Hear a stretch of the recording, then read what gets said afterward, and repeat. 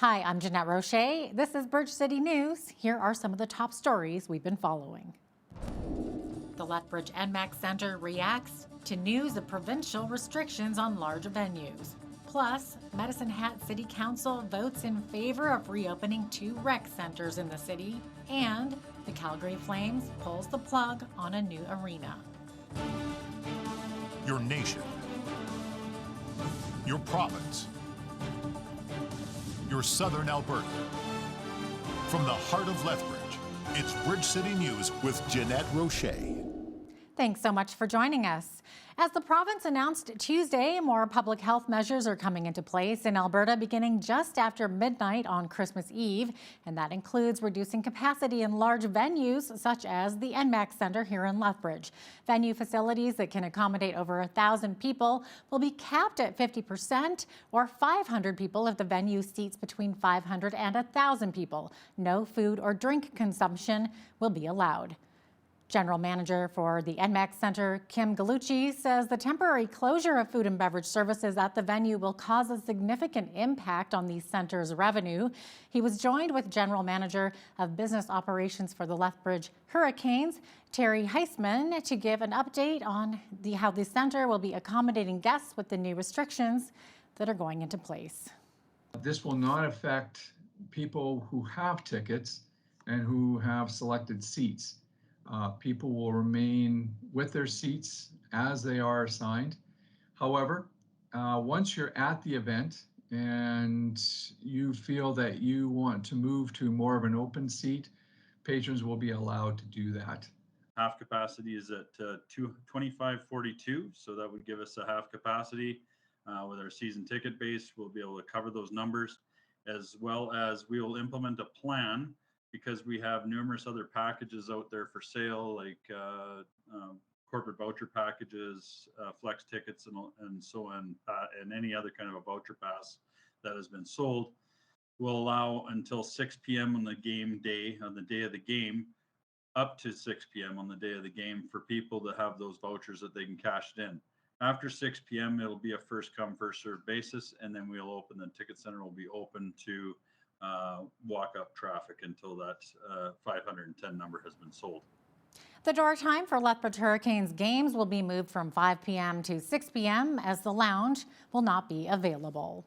In addition to those larger venues like NMAC Center, restrictions will also apply to restaurants, pubs, and bars.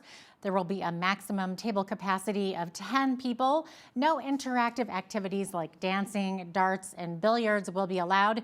In addition, liquor service must stop at 11 p.m. and the establishment must close by 12:30 a.m. Restrictions continue for indoor and outdoor social gatherings, weddings, funerals, places of worship, and businesses. Albertans should also refrain from workplace social gatherings. Additionally, Albertans 18 and over can now get their third dose of mRNA COVID vaccine if it's been 5 months since their last dose. The province says they're continuing to push the federal government for more antigen test kits, and they may have a solution to access another 10 million. But we're not only relying on Ottawa to get us the rapid tests that we believe Albertans want and need. We're moving ahead immediately with the private procurement as a province of 10 million rapid tests, which we hope to make available to Albertans in early January. More tests are on the way. The initial distribution was 2.5 million tests. 2 million are on their way out the door right now, and we have firm commitments on delivery of another 1 million tests later this month. And we've requested another 4 million plus tests. A member of the Alberta NDP has left the opposition caucus after reporting he is involved in a criminal investigation. NDP leader Rachel Notley says Edmonton South Legislature member Thomas Dang has stepped away as per caucus policy. Notley says she believes the probe is related to anecdotal reports that surfaced in September about Albertans being able to access private health information of others through glitches on the province's COVID-19 website. She says Dang visited the government's website at the time and called Alberta Health about his concerns. Lethbridge police have arrested a 49-year-old man following an investigation that linked him to drug trafficking. On Tuesday, the crime suppression team arrested Bryce Wild at business in the 500 block of 13th Street North. Authorities seized drugs and money totaling about $3,500. A crossbow and BB gun were also seized from his residence located in the 300 block of 12B Street North. Wild is charged with 2 counts of possession for the purpose of trafficking. He remains in custody while awaiting a judicial interim release hearing.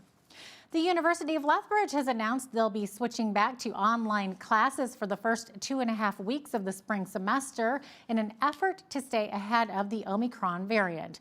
A letter was sent today to the campus community saying that they, along with the University of Calgary and the University of Alberta, will be holding all classes remotely until January 22nd.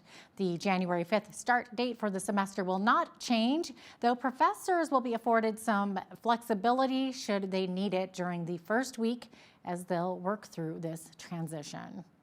Medicine Hat City Council voted unanimously 9-0 for reopening 2 rec centers in the city for 2022. The Moose Recreation Center Arena and the Crestwood Pool Fitness Center received over $900,000 in funds from the city to be able to be kept in operation into next year. The city is also going ahead with a $1.2 million ice slab replacement.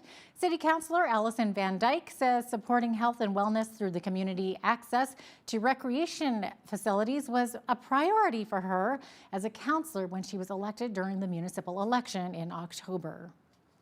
Now we've seen a real increase now that kind of hockey season has started, that for the Moose Rec facility, kids are having to go out to Tilly and Ralston for practices and games, and that having one less slab in the city is really affecting their travel and the scheduling around their extracurriculars, that kind of thing. So it's been a hot topic in the community. It was, like I said, a huge concern of residents that they wanted still those access to those facilities. So I think we all heard loud and clear that this was an important thing for our community, and that's why we voted to fund it for 2022. The money to repair the centers will come out of the operational reserve account from the city. Mayor Jody Gondik says it appears the Calgary Flames intend to pull out of the multi-million-dollar event center arena complex project. The mayor of Calgary says in a series of tweets that Murray Edwards, chairman of Calgary Sports and Entertainment Corporation, informed her that the Flames intended to pull the plug on the deal. The city and the Calgary Flames originally agreed to terms in 2019. Calgary Sports and Entertainment Corporation says in a statement that overall costs have gone up to $634 million, an increase of $84 million. It says the Flames intend to remain at the Scotia Saddledome, which has been home to the Flames since 1983. The results are in for the Lethbridge Legion's annual poppy campaign. Over $93,000 was donated, which surpassed the Legion's goal of $90,000. As video journalist Micah Quinn explains, the money will be distributed to a good cause. The $93,000 from the Legion's 2021 Poppy campaign will go towards helping out veterans who have been greatly impacted by the pandemic. So you're a veteran, you are suffering the effects of COVID, you're locked up at home, you find out your income has diminished, your heating bills have increased, all that range of things that can potentially affect someone, not just a veteran, but as you get older in life. So you find yourself in hard times, you need some money to pay your heating bill, your fuel bill, you can't pay your rent this month or whatever. So you make an application here to the Legion. And what we do then is we do an assessment of that and take care of that. The Legion accepted entries from school children in our community for the poster and literary contest. The winners were announced, and the first place prizes go on to district, and then those winning entries are judged at the provincial level in January. If they are elected at the national level, they will then be given an opportunity to attend the National Remembrance Day ceremony in Ottawa. So we're looking to strive to work with parents and teachers in the schools to how best deliver this and have the students engage more for next year. And the theme is always simple. It's remembrance with Canadian symbols. So over the winter, students can, or over the next semester, they can do a poster up and then enter it in for this fall of 2022. Coaldale Home Hardware also donated a $600 check Wednesday morning to the Poppy campaign. Legion's staff say if you are interested in donating, you can make a donation year-round. For Bridge City News, I'm Micah Quinn. Thank you, Micah. Well, you may have gotten a knock on your door this week from some Christmas carolers. Members of the Pentecostal Church are in Lethbridge this week collecting donations to fund outreach programs through the church. But this year, the carolers are collecting donations for a very important cause. Angela Stewart has more. Before it was just, some members of the church saying, why don't we go out and sing, try to use it to raise funds. And it just grew. It picked up from there. A simple initiative spearheaded by members of the Pentecostal Missionary Church of Christ has now grown into a Canada-wide program. Carolers going door knocking over the holidays, singing a recognizable Christmas tune and collecting donations. But this year is special. Members are collecting donations to help those who have been affected by the recent typhoon in the Philippines. Recently, there's a massive storm that devastated parts of the Philippines. And so as an organization and church, we also have churches in the Philippines. And so we decided that part of our fundraising will be sent there to help out. Zamora, a member of the church and a caroler for the past 6 years, tells me they're trying to make it to as many homes as they can. We are going as much as we can to reach out those people, especially right now during this past events of pandemic. People seem to having less Christmas spirit in their hearts. That's why we knock on their doors, trying to cheer them up with our Christmas cheer. He says it means a lot to be able to spread Christmas cheer. Some of my experiences, we knock on the door. Some are not in the mood. Some are undergoing something or in their lives. But when we knock, it brings joy to them. It's good to feel that you can bring joy to people. Well, carolers continuing to make their way house to house here in Lethbridge for the rest of this week and next. I even had some special guests stop at my house. Feliz Navidad, la la la la. Feliz Navidad, la la la la. Feliz Navidad, prospero año de felicidad. For Bridge City News, I'm Angela Stewart. Thank you so much, Angela. What a cute story. Well, the Lethbridge Police Service is inviting the community to take the plunge in the new year. Last year, the pandemic forced the law enforcement torch run polar plunge into a virtual mode. However, members of the LPS still took turns immersing themselves in an unheated, iced-over hot tub to raise funds for Special Olympics. That does not sound like fun at all. It's a 40-year tradition, and registration is now open for in-person plunges across the province in 2022, with the Lethbridge event scheduled for February 5th at Henderson Lake Park. For more information, you can visit the email address on your screen. The government of Alberta has appointed a new member to Lethbridge College's Board of Governors. CEO of Advanced Ag in Raymond, Joshua Daychief, has joined the board for a 3-year term. Daychief, whose family has deep ties to the college, says he'll bring representation of the First Nations community during his term. I think the college, in and of itself, locally and in Lethbridge, has done an incredible job involving, reconciliation, truth and reconciliation, and just involving the First Nations community, surrounding communities. And so, for me to come on board, I think it's something I'm really passionate about and want to be involved in even more. And then even just representing the students, looking back in the history of the Board of Governors, it's a bit of an older generation, and our job is to relate with the staff and faculty, but also the students as well. Daychief was awarded an Honoring Excellence Rising Star Alumni Award from the college in 2020. He also sits on the advisory board for the Integrated Agriculture Technology Center and is a former Kodiak's volleyball student athlete. He also serves on the Blackfoot Confederacy Tribal Council Entrepreneur Steering Committee, and he received an Alumni Achievement Award from the Canadian Environmental Technology Advancement Corporation in 2018. We hope to see great things from him, more great things, that is. Well, extreme cold weather is making for a difficult Christmas season in Calgary for Calgary's homeless. Emergency shelters are available, but many say it's still safer to sleep outside than risk being assaulted or robbed inside.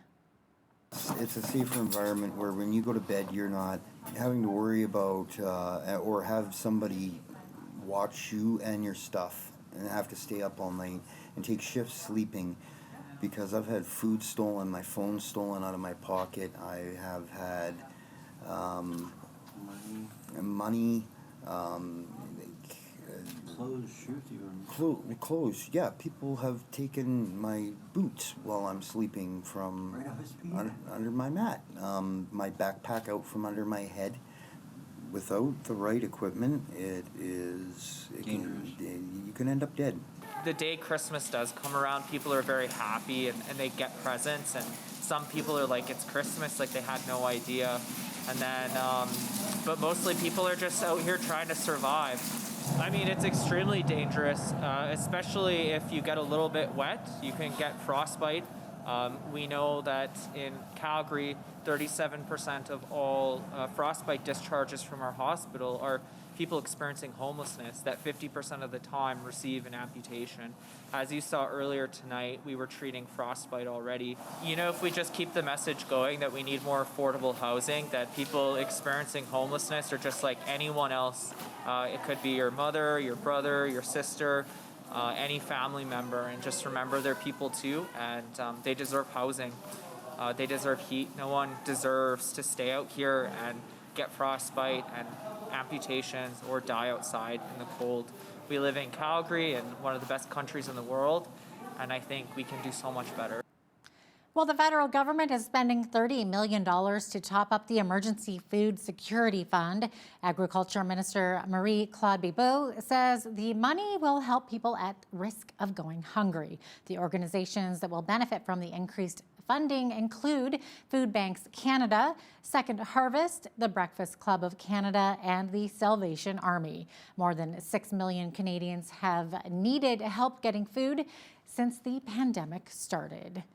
The U.S. has authorized a Pfizer pill that can be taken at home to reduce the risk of hospitalization and death from COVID-19. The Food and Drug Administration announcement comes as America braces for a wave of the new infections from the Omicron variant that is threatening already strained hospitals. Pfizer's prescription pill is the first U.S. medication that doesn't require an injection or an IV. The drug was authorized for high-risk patients who are most likely to get severe illness.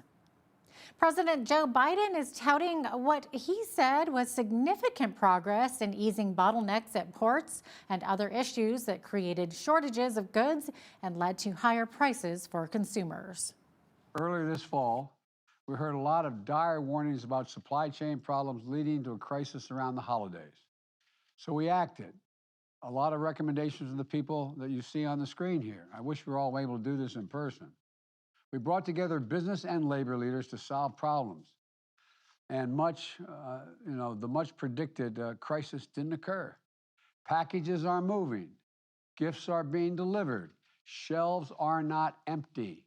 Today, retail inventories are up 3% from last year. Inventories are healthy. And on-shelf availability before the pandemic was about 91%. Today, it's at 90%.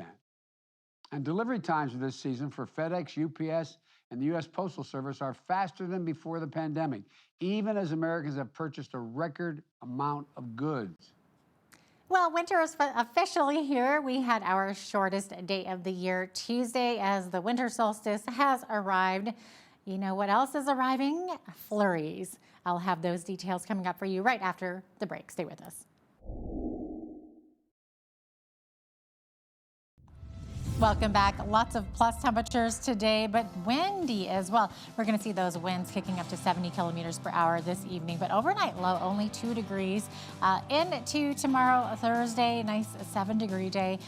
We could see some rain or flurries beginning tomorrow. into Friday, Christmas Eve, we are looking at a chance of snow as well. Look at that drop in temperature too, from 7 degrees on Thursday all the way down to minus 18 on Christmas Eve. Christmas Day, expecting a lot of snow, so we have 70% chance of snow for our Christmas. Minus 21 the high on Christmas Day, minus 22 on Boxing Day. Snow expected Boxing Day as well. And then down to 30% chance of flurries for Monday, minus 24 the high, minus 21 on Tuesday with periods of snow as well. So we're going from way plus, way above the average high, to way below it coming up this week, just in time for Christmas. Nice Christmas present from Mother Nature. Minus 13 the average low for this time of year. 14 degrees was our temperature back in 1994, and in 1983 we had our chilliest, which was minus 32. 8:26 is when the sun rose this morning. Our sunset this afternoon, 4:34 p.m. Winter solstice is officially here. 8 hours and 8 minutes of daylight today, so we are in the shortest days of the year now. Victoria and Vancouver both looking at showers tomorrow. High of 5 in Victoria, 4 degrees the high tomorrow in Vancouver. Minus 10 in Edmonton. Flurries expected to end around the afternoon. Now Calgary expecting a high of minus 9, and heavy flurries at time and blowing snow 2 centimeters is expected there. 0 degrees expected to be the high for both Regina and Saskatoon. Quite a bit different though. Saskatoon looking at periods of snow there, and Regina nice sunny skies. Snow also expected tomorrow in Winnipeg with a high of minus 8. Over in Toronto, snow expected, high of 0, minus 9 rather. The expected high for Ottawa tomorrow with partly cloudy skies. Sunshine expected in Montreal tomorrow with a high of minus 9. As we look to the Maritimes there at Fredericton, minus 5, the expected high. 1 degree the high in Halifax. Expecting periods of rain and snow. Same thing for Charlottetown, 1 degree the high. 80 kilometer per hour winds. Same thing for St. John's, 80 kilometer per hour winds expected there, and some rain there as well. So there you have it. That is your forecast. A coal mining company that was denied a project in Alberta's southern Rocky Mountains is wrangling with its opponents over money. Benga Mining's Grassy Mountain proposal was denied 6 months ago, and the company doesn't want to pay costs for the hearing that turned it down. The Alberta Energy Regulator is considering requests for $1.3 million in intervenor funding from environmental groups and others that opposed Benga's project. The coal mining company wants the regulator to drastically trim the requests, saying money of the groups are well funded and did not produce much that was useful to the hearing. A Canadian cloud-based software and technology company is continuing a year-long buying spree. Toronto's Dye & Durham has signed a deal to buy Australia's Link Administration holdings for $3.2 billion. It recently announced plans to buy TELUS's financial solutions business for $500 million after acquiring the UK's TM Group for about $156 million. And Global X Information of Australia for $159 million. Now here's a look at today's markets. The TSX was up 145 points to 21,070. The Dow was up 261 points to 35,753. The S&P 500 was up 47 points to 4696. And the Nasdaq was up 180 points to 15,521. West Texas Intermediate Oil was up $1.64 to $72.76 US per barrel. Natural gas was up 11 cents to $3.98 US. Gold was up 3 cents to $18.0371 US an ounce. Silver was even at $22.81 US an ounce. Wheat is at $12.76 per bushel. Barley is at $9.69. Canola $23.25, and corn is at $10.67 per bushel. Live cattle were up 23 cents to $135.75. Feeder cattle were up 93 cents to $161.78. Lean hogs were up 93 cents to $82.43. And the Canadian dollar was down slightly over the past 24 hours to $77.89 US.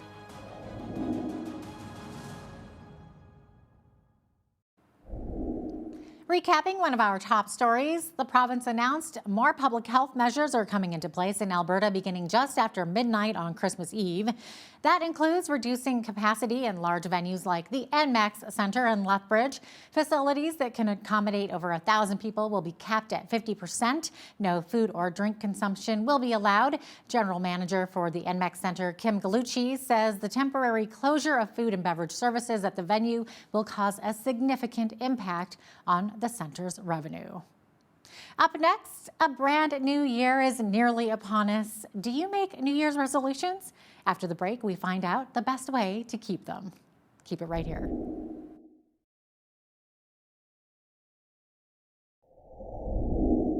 Professional athletes have a large influence on young people today, far more so than in generations past. Some are good influences, others not so much. We're going to take a look at how Christian athletes influence society and how the universal language of sports can be a tool to reach people's spiritual needs. We're joined by Pastor Harold Cooper from the Central Church of Christ in Lethbridge. Pastor Harold, welcome to the show. So great to see you again. Hey, it's fantastic to be able to see you. And I need to put a disclaimer up right at the start. Okay. Though I've worked with athletes and been in the athletic world for a long time, I am not the athlete. I'm just clear evidence that God has a sense of humor when he put me in that world. Well, you have a sense of humor too, Harold. So I understand that you were formerly on staff with an organization called Athletes in Action. And so now you still do some volunteer work with them as well, as I understand. So can you, first of all, maybe explain what this organization is? Sure. In the early 70s, Athletes in Action got started because at that time in the Canadian Football League, there was no chaplaincy program. There was no platform for athletes who were becoming new believers or who already were to really have any connection. And so a group of guys, players and ministry leaders got together and they had a burden to use the platform of sports to have an influence in Canada, and in particular at that time within the Canadian Football League. So the short story is they established Athletes in Action, set up a chaplaincy ministry with the league. It took a while before every team would be open to it because this is in the early 70s and sport and Jesus were like way disconnected. The church wasn't even sure what to do about Christian athletes because they were playing on Sunday. Young kids weren't encouraged to be in sport because it conflicted. And, there was a whole cultural difference than what we have today. And so they were really pioneers and they established the chaplaincy program. And then they realized they had a platform of influence and they started going to schools and they started doing community events. And one of those was the Grey Cup breakfast that I think got started in maybe 1976. So it sort of got started in the CFL, has branched now into divisions such as campus ministries, camp ministries for kids, international partnerships, and the establishment of international ministries. So AIA Canada is connected with AIA globally. And so from those small beginnings in the States in the 50s and in Canada in the 70s, there are Athletes in Action ministries of one size or scale or another all around the world. That's amazing. I had no idea what the scale of that was either. Now, Harold, you spent a number of years as a chaplain to the Saskatchewan Roughriders. So what was that like? So keeping in mind my disclaimer right at the start, Yeah. I'm this short 5'6" guy. This was in 1996 when I went to become the full-time chaplain. I had been there in 1995 for the Grey Cup breakfast. That was the one with the Baltimore Stallions, I think. They won.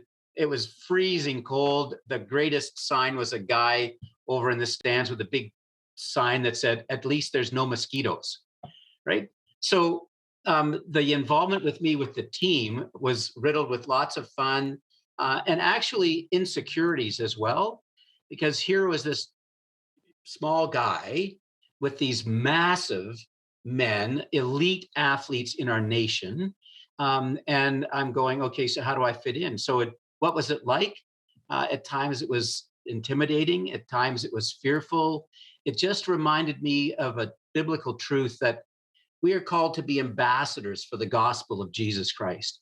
And so it doesn't matter our size or shape. One of my great lines during that season was, when God measures a person, he wraps the tape around their heart, right? And so athletes are measured in all kinds of capacities. And it was just a privilege, really, to be able to be involved. I got to go to Grey Cup games. I got to be with the players on the field. But more importantly, I had a chance to meet one-to-one and to do the pre-game chapels and to do Bible studies with the athletes for a season of time. In Regina, we had a coach's off season. Really, it's just the non-playing season because they're hard at it. So we used to do Bible studies with them. So every morning, once a week, we'd get together and pray together and study scripture and work our way through. So it was a great privilege and really a great honor to be involved. But there are some very odd and strange things as well. I bet. Well, that's really fascinating. And I do remember, just as a side note, I do remember when they had the U.S. expansion teams with Baltimore. I was actually a cheerleader for the Blue Bombers during that time. So this might have been around the same time frame if it was back in the 90s. So there you go. It was, that's for sure. I have to ask, so how did these players who weren't Christians respond to you? Did anyone ever ask you for advice or for prayer?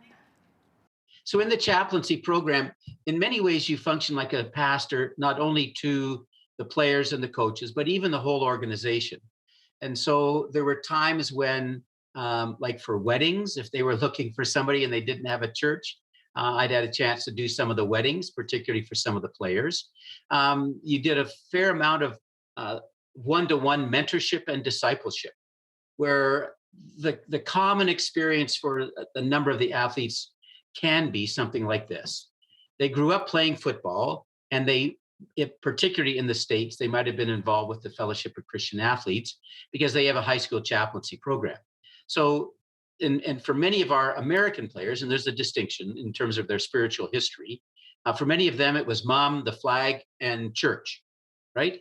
And so they grew up sort of doing that. And so they had a much stronger faith connection than our Christian or our Canadian players, rather. Yeah, family, faith, and football is kind of their motto. Yes, it is. Yeah. Yeah. Yep. Sure. And so whether it was intimate and personal in the relationship with Jesus, or sort of just a cultural, this is what we do. Because they would be used to pre-game prayer. Okay. They would be used to a chapel. And so oftentimes something would trigger in their life, not unlike almost everyone, something would trigger in their life to prompt them to start to consider about spiritual things. And so then they would often start talking with one of the Christian players, who would then go, hey, look, why don't you start coming out to Bible study? Or why don't you start coming out to chapel? And so my role was to create a safe place, a confidential place. The chaplains aren't paid by the team at all to keep sort of a neutrality there.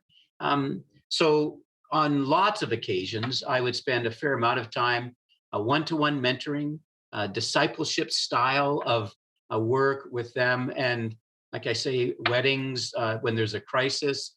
I didn't have to deal with a death while I was there, but other chaplains over the years have had to deal with loss of life issues, either with the player or some of the staff, those types of things.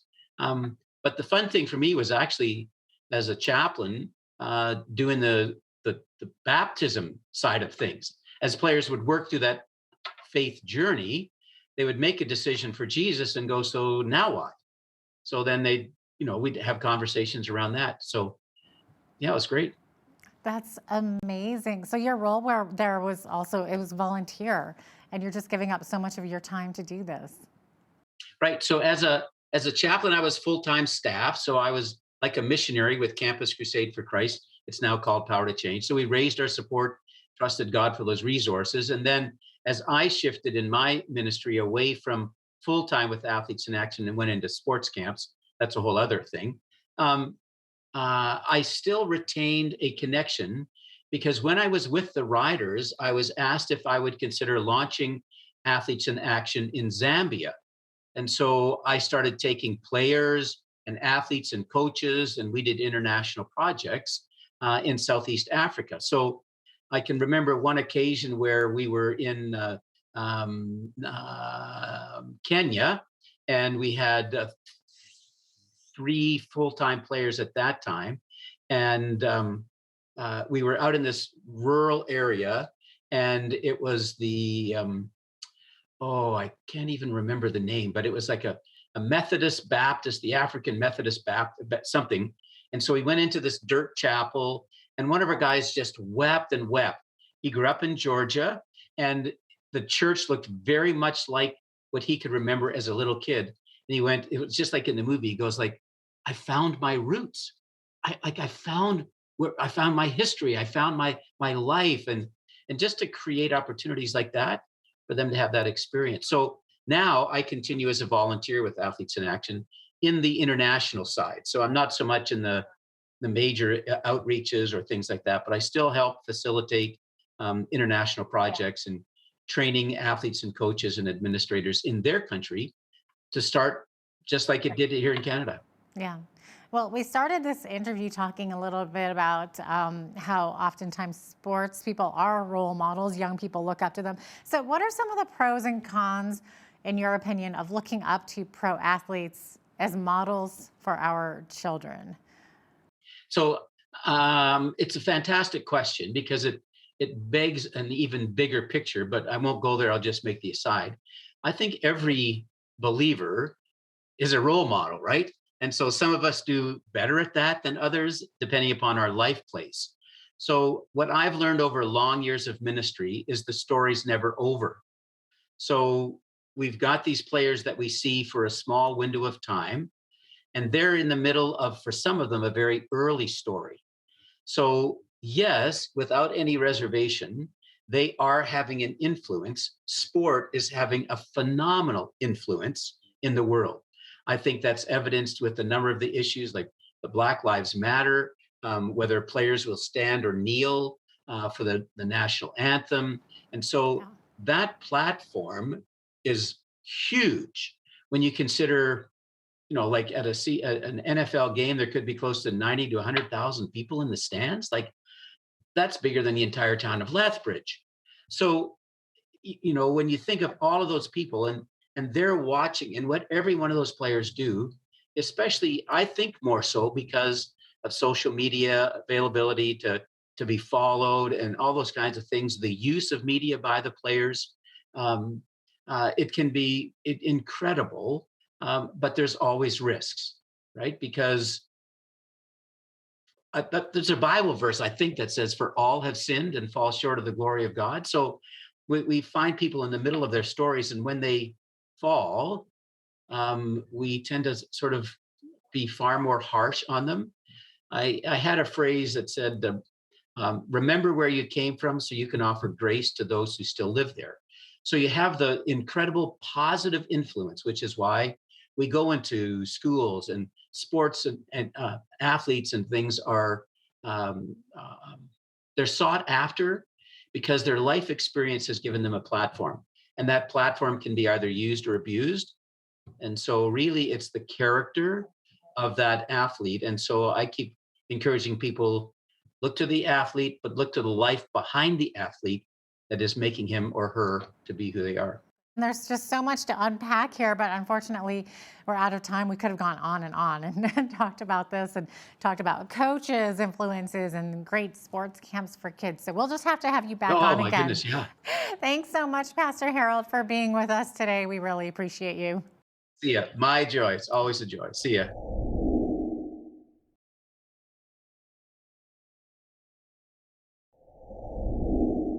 Well, I bet most of us would consider ourselves to be a good driver, but we may get a different answer if we were to ask someone for their opinion on that. So what should we know about driving more safely? Well, we're going to find out with our guest, Mona Delaney. She's a driving instructor and the owner of Driver's Edge in Lethbridge. Welcome to Bridge City News, Mona. So great to have you on today. Thank you for having me. Absolutely. So you've been a driving instructor for many years now. So what are some of the typical bad habits that Lethbridge drivers have? Well, things that I see when we're on the road there is people tend to be in a rush They're tailgating, they're impatient, often not signaling. One of the biggest things I also see is that they don't stop at a red light when turning right on red. Ooh. They just pause and go. Okay, and what's the rule for that? You have to sit and count to 3, basically? Yeah, you need to stop for completely, which is 3 seconds, and then you can turn, right? Right, exactly. How much of a difference does it make to actually take a driving course from a professional? Are there any stats that indicate a safer driving record? Well, making your car go from point A to B is a pretty simple process. But by taking a driving course or lessons from a good driving instructor will help you with your observation skills. It builds confidence and it increases your observation skills and helps you develop the ability to read the road. And therefore you can change how you drive before bad things happen. And as far as statistics are concerned, I don't have any stats on that, but most insurance companies look at driver training when someone successfully completes it as the equivalent of 3 years driving experience. Okay, well, interesting. And is it mainly younger people taking driving lessons, Mona, or is this perhaps also an option for seniors to sharpen their driving skills? Probably most people wouldn't want to admit that they need more driving lessons once they've been driving for many years. Well, the majority of our clients are younger people. However, we have a lot of adult students, as well as we actually do a lot of brush up lessons with seniors, especially when they have to retest when they turn 75. And plus we also do brush up lessons for people that have their license that want to maybe improve their winter driving skills. So what are the biggest safety concerns for driving in winter conditions? What should we watch out for?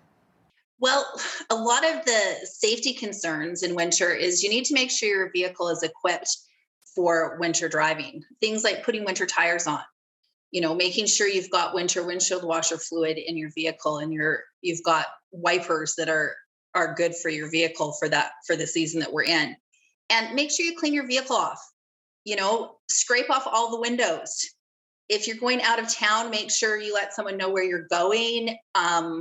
Make sure that you tell them the route you're taking when you expect to arrive. And, especially we haven't had any bad weather yet, but when you're driving in poor visibility, even if it's daytime, put your headlights on so that other drivers can see you. And things to watch out for, well, make sure you're watching for weather and road conditions. Understand that other drivers might be going slower as they're nervous and might not be as skilled as you are. And not all vehicles have winter tires. So, it's going to take them longer to stop and they will more likely slide, right? And have a harder time getting going from a stop position. And also remember, bridges and overpasses will be way more slippery than the rest of the road when the temperature drops significantly because there's no ground underneath it keeping it warm and it does freeze up. And so you got to be really careful accelerating or braking over a bridge or an overpass. Yeah, exactly. You've touched on so many points that I was meaning to ask you about. So I know in Lethbridge we have some long, steep hills that see a lot of accidents, particularly in the winter. So are there any specific downhill driving tips there? Well, first of all, control your speed before you start going down that hill. Hard braking is going to result in you skidding out, which causes collisions, right? And the other thing that a lot of people don't realize, even when you're driving an automatic vehicle, you can still shift down into those lower gears that are on your gear shift. And by doing that, you're actually using the engine compression to slow your vehicle down without you having to brake. Wow. Now, probably a lot of people that drive automatics don't realize that they can do that. So how do they learn how to do that? Should they just pull it up on a YouTube video or what? What's the best advice for that? I suppose they can. They can always take a lesson by driver's edge. That's part of our winter driving, right?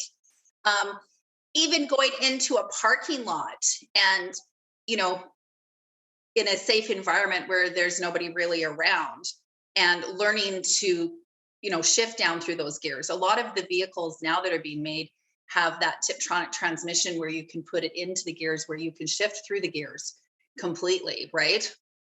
And it's a great way to slow your car down and when you're driving on really icy roads so that you don't have to brake as hard and slide. Mm-hmm. I feel like I'm in a driver's ed course right now. So Mona, how about what is the best way to get traction when starting to drive from a full stop on a slippery road?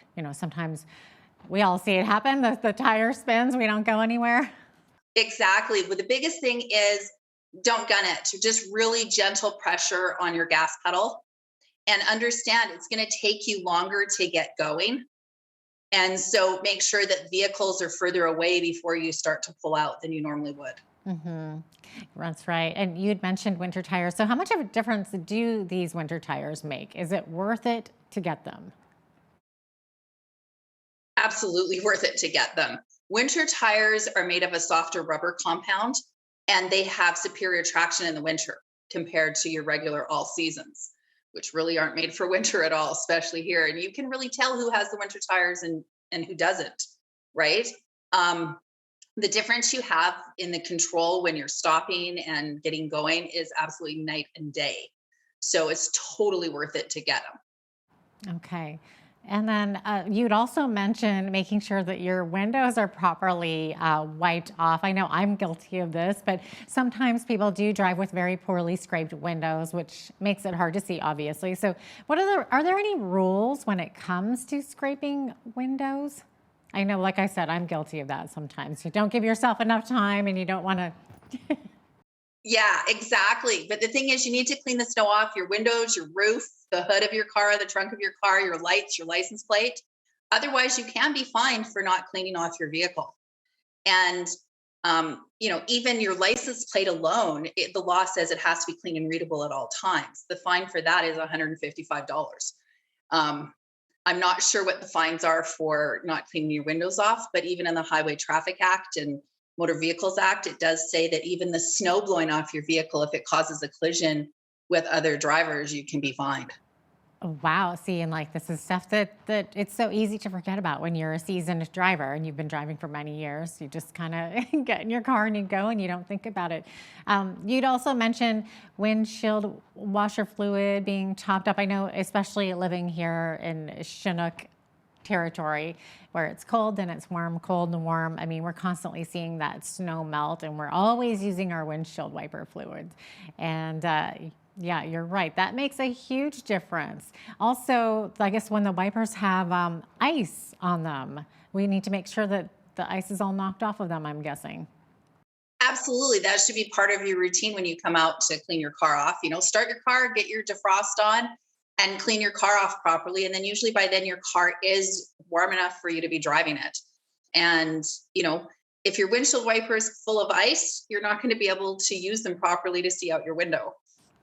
Yeah, exactly. I guess it's all just giving yourself more time in the morning in the winter. It's just something we have to live with. Most people aren't aware of it. You can actually get a ticket if you don't have windshield washer fluid in your reservoir in your vehicle. Yeah, you're right. I didn't even know that. I guess how would they know except if your windows were completely muddy and it was pretty obvious. Exactly. Now, Mona, here in Lethbridge, we have a lot more roundabouts and traffic circles than we used to. So can you maybe remind people what the rules are on these? I know this is a personal pet peeve of mine. Okay, so first rule that you have to know is the vehicles on your left have the right of way. Okay, so that means when you're entering the circle, you have to yield to people already in the circle, because they're on your left. The second thing is you shouldn't be lane changing in a traffic circle. Whatever lane you enter in, you need to stay in it and exit out of it. And then the third rule that we teach is unless otherwise posted, drivers entering the traffic circle on the outside or the right lane should take the first exit. Now, an example is if you come up to the top of Whoop-Up Drive and Mady Trail, there's that big traffic circle. That particular one is otherwise posted where that outside right lane can take the first or the second exit. And One of the other things that's really important is that drivers signal right to tell you that they're planning to exit. You know, and you don't want to signal too soon. So when you pass the exit just before the one you want, you should signal. And, you know, it doesn't even hurt when you're entering the circle, if you're not taking the first exit, to signal left, to let other drivers that are wanting to enter the circle know that you're continuing around the circle. Signaling is huge. It's communication. Absolutely. What about driving tips for highways? I know we're talking a lot about city driving, but especially in the wintertime, do you have any specific advice for drivers when traveling at high speeds? Well, biggest thing is increase your following distance. The faster you go, the longer it takes you to stop, right? Scan ahead. Scanning ahead is huge. Look for cross traffic, other side roads that are coming onto your highway, and for people pulling out. Make sure you're checking your rearview mirror every 8 to 12 seconds. You know, it's important as a driver, no matter where you're driving, to know who's behind you, who's coming up beside you, who might pass you, right? And look at the yellow lines on the road. They're there for a reason. And if the line is not broken, you should be passing. And one of the biggest things is be patient. Be patient, you know, especially in the winter. Some drivers are more nervous. They're going to drive slower. And just be patient and don't pass when it's not safe. Yeah, good advice there. Driver fatigue also can be an issue, especially on the highway. So how do you know when it's time to take a break? Well, there's some common symptoms of fatigue. Okay. So yawning, lack of coordination, tendency to stare, aggressiveness, itchy eyes, irritability, and you can even have optical illusions. So, I mean, if you're feeling any of these things, it's always a good idea to pull over and take a rest. And it is recommended, if you're on a long trip, every couple hours to take a break, get out, stretch your legs, get some fresh air. And remember, if you're feeling tired, the best solution for fatigue is sleep. So pull over somewhere safe and have a cat nap. Yeah, great advice there. Any final advice for staying safe on the roads, Mona? Well, just remember that driving is a team sport, and we all want to try to get home safe, you know, and as I tell our students, drive safe, you stay beautiful. Awesome. Great advice. I feel like I just went through driver's training 101 there with you. Thanks so much for being with us today, Mona. Thanks for having me. Have a great day. Absolutely. Mona Delaney is the owner of Driver's Edge in Lethbridge. I'm Jeanette Roche on behalf of all of us here at Bridge City News. Thanks for watching.